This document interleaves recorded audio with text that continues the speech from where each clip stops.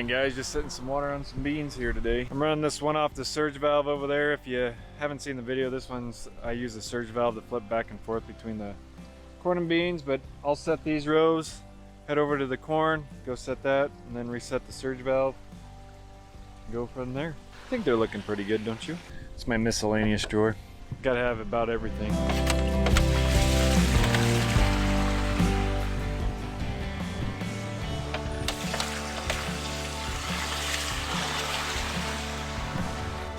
I got these open. I shut off those down there.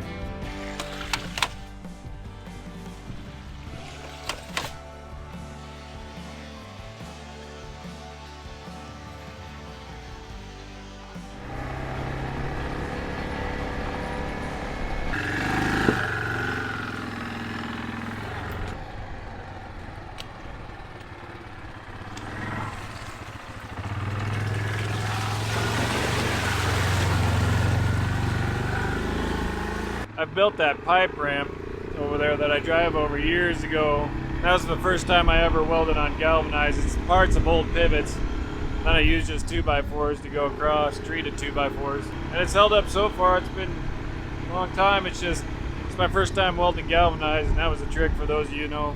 Galvanized a little bit more trickier to weld on than just regular steel. Here's my surge valve brain. I got my controller box fixed so it can actually be mounted. Looks like I was about done. Only had a few minutes left on that left or on that right side. This is called the surge valve, which will go back and forth to however I want to set it over here. It does it 6 times back and forth is how I have this set. When I want it to switch back over to this side, so I can set these rows down this way, this will start bringing it over slowly. It'll kind of go in increments. And then it'll reset it. And it progressively gets longer with its sets. So like on the first one, it should be like an hour, and then by the time it's on its last set, it'll be like 2, or I think it said like 255 or something. So that's kind of how the surge valve works, for those of you new. I think I explained it last video. Sometimes I can't remember what I did last video.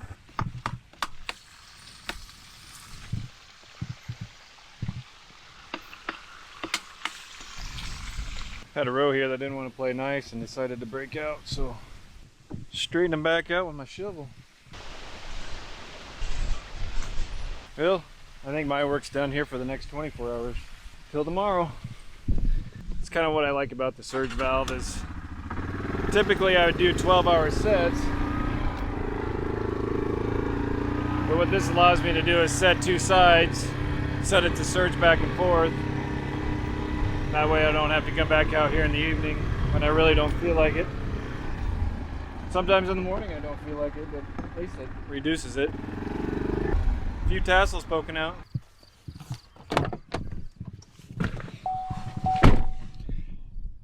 You know, we were talking about pickups last week, and the one for sure thing that's better about this pickup than a Ford is when you get in this one, you don't hear that booty-doo, booty-doo, booty-doo. That's the worst. I mean, who cares if it lasts longer? It's just that sound. So we're heading to check some pivots now, and I noticed I got a notification that the one that I was actually going to check here next just shut down. And I'm running a fertigation. I'm still doing a little fertigating. I'm wrapping that up. How many more? Just like one more aside from the ones I'm doing, I believe, to finish, and then I'll be done fertigating for 2020, unless if, you know, we feel like doing something else. So nothing's ever quite set in stone. So this isn't the pivot that shut down, but it's close. The one that shut down is just over that hill there. But I'll check this one first, then drive my 4-wheeler over there. In case you haven't noticed, I like to kind of, if I have kind of a central location where some pivots are, I'll just park the pickup, drive the 4-wheeler around, just because it's much quicker and it's kind of refreshing. There. Stay.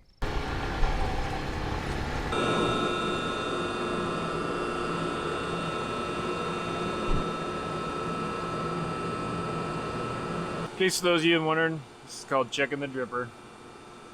Just lubricates the pump that goes down in the ground. Some of these will go down in the ground. Some of the pumps will go down into the ground maybe 100 to 150, 60 feet. Some shallower, some deeper. but that kind of hits the range for us. The wells, the dug wells themselves are usually deeper than that, just because that way it allows you to go deeper with pumps into the aquifer in case if it ever goes down lower. So on wells, there's a lot of different depths to look at. You kind of got your actual dug well depth, how deep they dug it, and then you got how far they set your pump, the stuff that pulls the, what do you call it, the equipment that pulls the water up out of the ground. And then you got kind of your static water level, which is usually quite a bit, hopefully higher than the pump itself, kind of your different level or main levels of an irrigation well. So this one right here, just on a 6-inch well, is a 60 horse electric motor. And so that's all it requires for this to be able to pump that out of the ground, out of the depth it's set. I don't know what this one is set at. I'd have to go look at the well registry. A lot of the 8 inches we have in the area are anywhere from 75 horse to 100 horse, and that typically covers most of it. We do have a 10-inch well on that big pivot, on the bean pivot down south that we have. I think it's a big motor. It takes quite a bit more. I can't remember if it's quite a 200 horse electric motor. So they actually bring the transformers out to the field for that, just because it takes so much horse and not drawn on that far line. I think it's just set up to be more efficient that way. So there's a lot of differences in wells out here. And I also get asked the question a lot, what is a pivot cover? Well, pivots are kind of custom to what the field are. Like this field isn't quite a full quarter. It's probably only a 120 acre pivot. A lot of them that fit on a regular square quarter will be 130 acres. And you kind of give up those corners typically on ours to dry land. There's a lot of variants, and so they're all custom made. Some of them just windshield wipe. You know, they'll make a half turn. And you know, those might only be 50 to 70. It just depends on how big you make them. And so they're custom fit to each field. We have one that waters a pivot corner that's like maybe 10 acres, and the biggest one we have is 300 acres. So it doesn't really matter.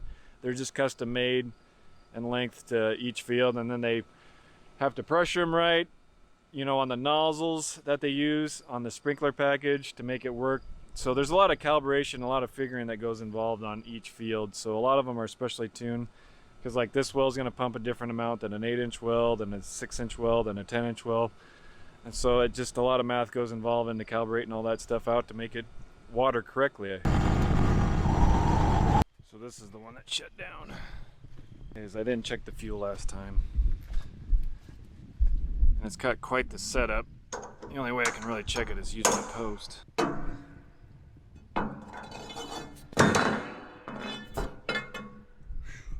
might be low on fuel. It ran out of fuel.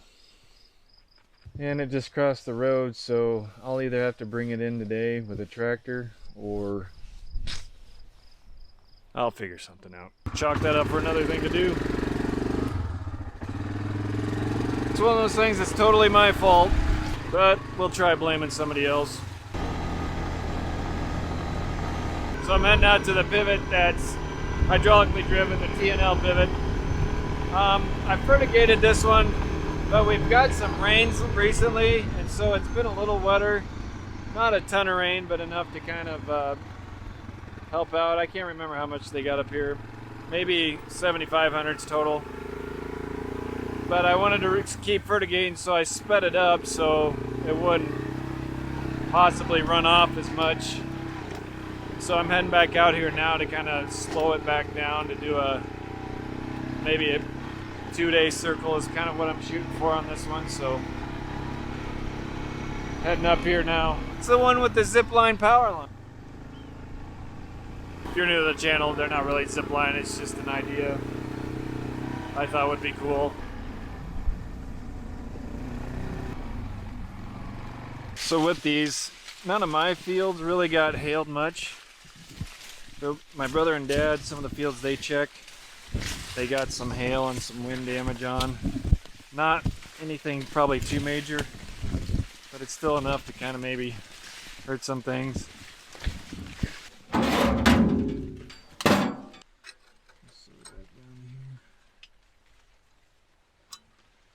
go 6.5. Call that close enough for horseshoes.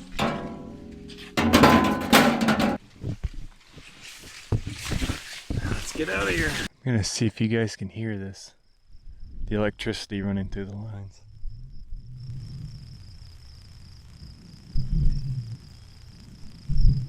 How good is my mic? So this motor right here uses just a hint of oil every so often. Not a lot, but just enough to keep it on hand. This one's also had an injector, or not an injector, but the fitting that goes into the injector that was maybe a little bit loose. So I might attempt to tighten it just a hair. Back to the miscellaneous drawer.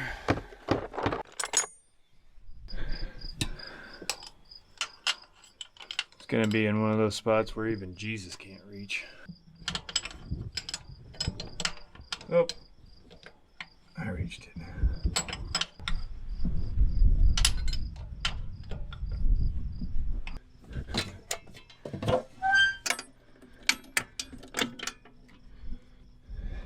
So there's a video a while back of me starting this motor. Well, if you notice, I did it kind of odd, like I was sticking clear out here like this, kind of beyond the shelter. I forgot to explain, never fails mice build up crap around this radiator, and it always blows out. You can even see stuff from the last time, and it just blows all over. I've had mouse guts blow on me from this, and it's just disgusting. So it's called living and learning.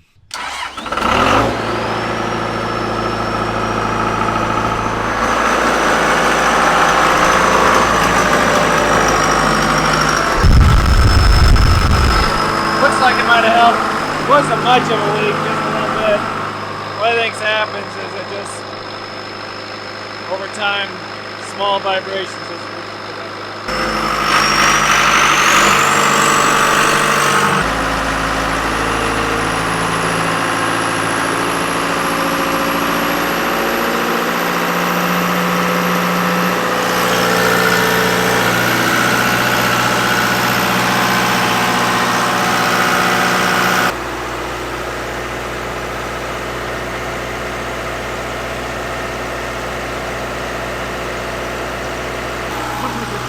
here a few years ago. It was kind of a drier year, which makes sense because this year's a little drier, but there's plenty of those spires. I can't remember the species of them, but they were all throughout the field. And I had to walk out there a few times to dig out the pivot. Oh man, that drove me nuts. You just sit there and you just chug forward. Make sure you didn't have any on you when you got out. I think I remember looking them up. I don't think they're poisonous or anything. It's just spiders. So I checked the fuel on that one and it was getting low, so now I gotta call the fuel guy. Hey Dan, Rob, how we doing today? Appreciate it. But that guy's awesome. He's one fuel guy that bends over backwards for you. So I put a fuel trailer on. I'm gonna attempt to take it down there, get that pivot filled up, or the well motor filled up. So wish me luck, guys. Pray for me. Back to their mamas. Trailer's got a little bit of a wobbly tire.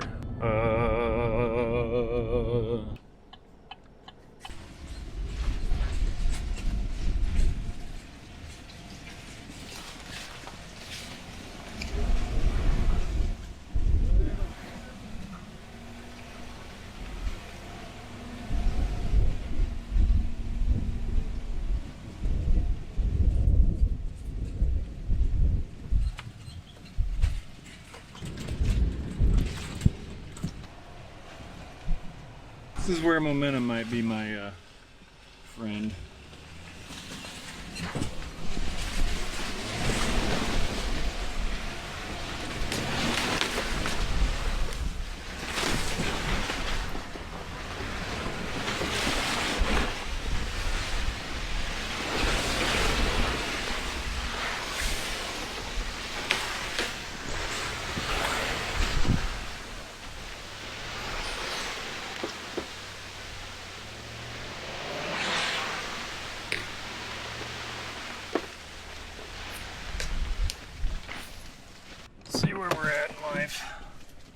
Oh man, key is just getting close enough to this tank.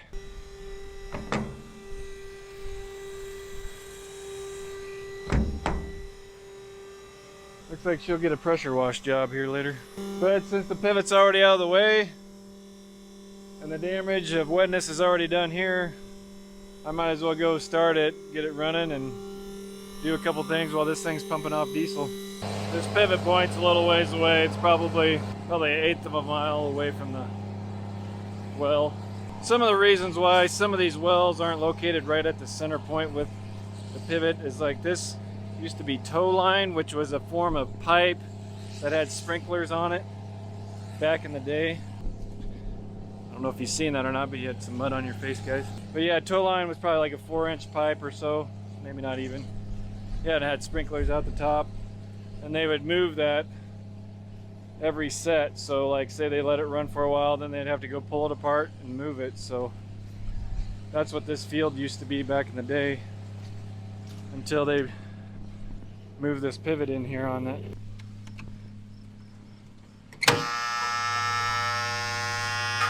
Kind of got a little growl to her, but we don't complain because she's a little bit old.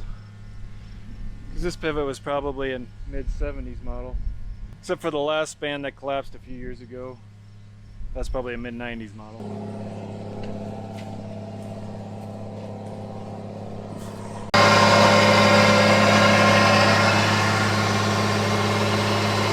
For those of you curious on these Chevys, if you ever want to do a power stall or go through mud without it ever stopping, there's actually two forms of baloney traction control on these. You got your one where you press it once and it kind of kills the traction control, and then there's StabiliTrak. Well, if you hold down on this for like 30 seconds or roughly maybe 15-30 seconds, I can't remember, but it'll kick out your StabiliTrak, and that'll actually let you be able to do a power stall or whatever you want to do with that. Because if you ever notice you try to power stall, it just sits there and goes whoa. So pro tip. Now I gotta slowly let the mud break out of the tires.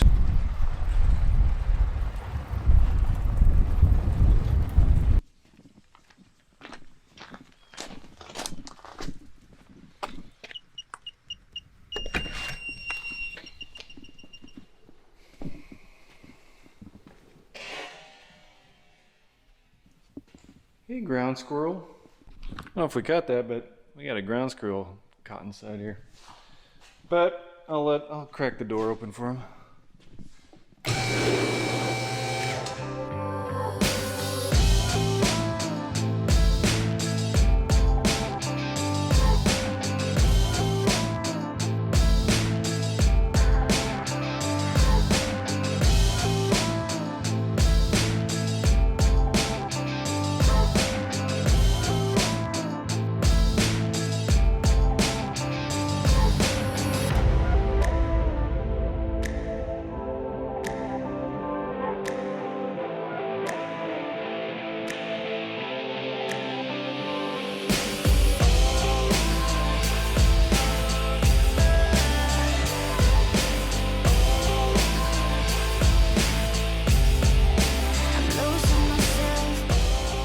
Well, nothing groundbreaking today, just going along and doing typical irrigation stuff on another Nebraska day out here. So I appreciate you tagging along. I know there's a lot of other farm vloggers out there now, and I appreciate you stopping by this one. So we'll catch you on the next one, guys. See ya.